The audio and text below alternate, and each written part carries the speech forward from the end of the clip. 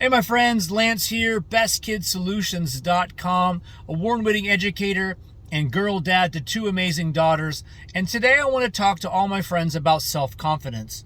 Now, so many times children learn to be self-confident based upon results.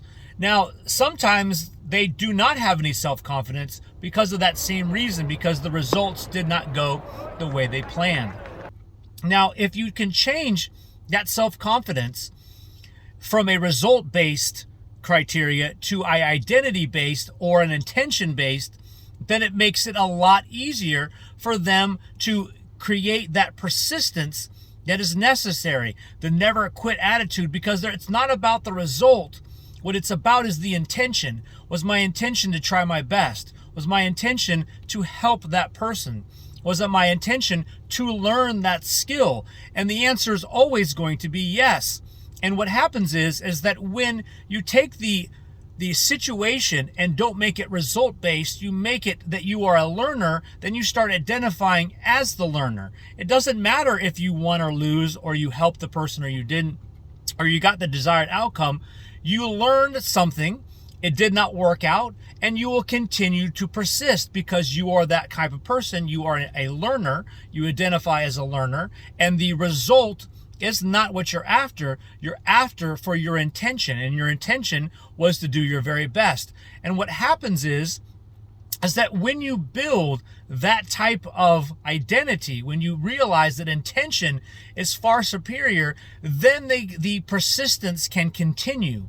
What happens is you're not sad about the result, because the result is not what you're after. You're after the intention, whatever that case may be, whether it be to try your best or to help that person, or to have a value to that person, or a value to the thing, or to get something. But what happens is that when you don't get the result, then in turn it's not a horrible thing, because that wasn't your original intention in the first place.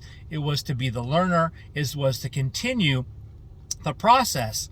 And when that happens, you build that persistence, you build that identity, and that you realize that you are having the skills to be able to continue over and over again. And that's when self-confidence occurs, because now you're not giving up, because it's not result-based.